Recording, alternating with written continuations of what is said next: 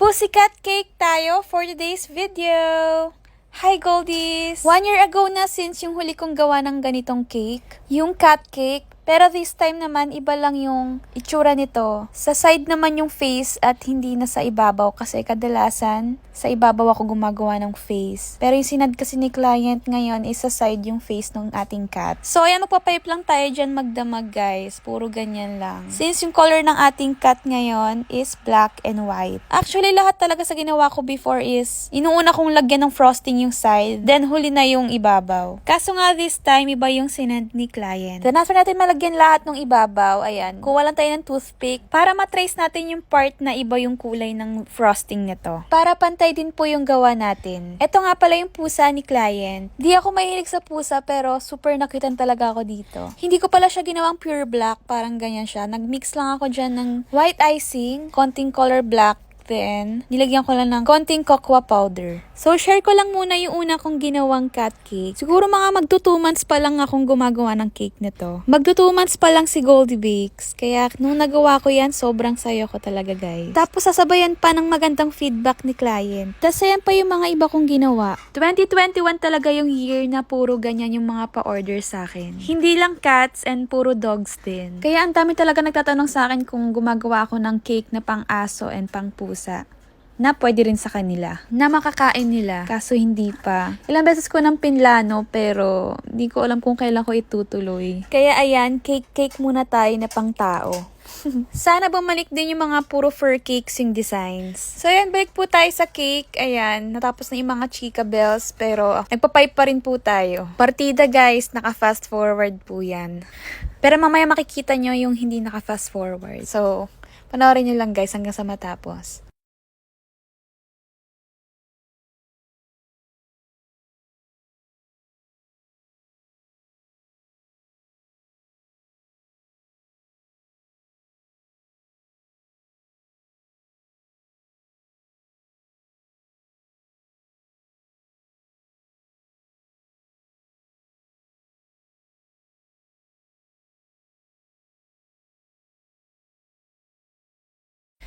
Next naman is nagtunaw lang ako dito ng dark chocolate and ng white chocolate. Tapos nilagyan ko ng konting pink food color tong white chocolate natin. Syempre, para maging pink. Tapos lagay lang po natin sa piping bag, then i-corte natin yung tenga and yung mata nila. Tapos lagay lang po natin sa malamig na area para tumigas po siya. Then after tumigas yung tenga, i-flip lang po natin. Tapos lagay natin ng toothpick. Para yun yung pinaka-stand niya. Para yun yung pinaka-nakatusok sa ating cake. Tapos yung pandikit natin is white chocolate din. May mga tutorial na po akong ginawa nito before sa mga previous videos ko. Check nyo na lang po. Kung gusto nyo na mas detailed. And yung sa cat cake, meron akong ginawa sa na-upload ko sa Toktik.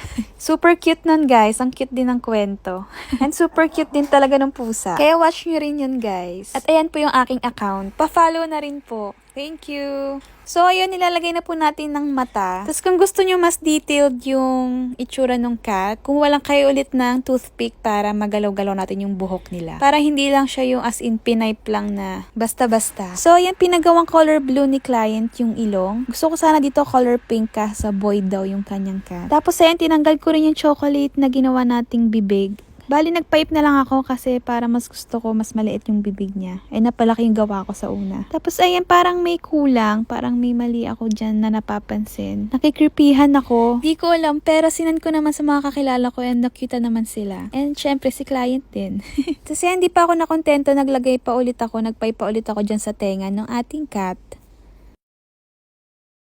And finally, tapos na ang ating first cat of 2024. Hindi pa pala. Ayan, nag-toothpick ulit tayo dyan guys para ma-spread pa natin yung kanyang buhok na grayish, blackish, kung ano man yan. Tapos nagpalagay lang si client ang dedication kahit saan ko na daw ilagay.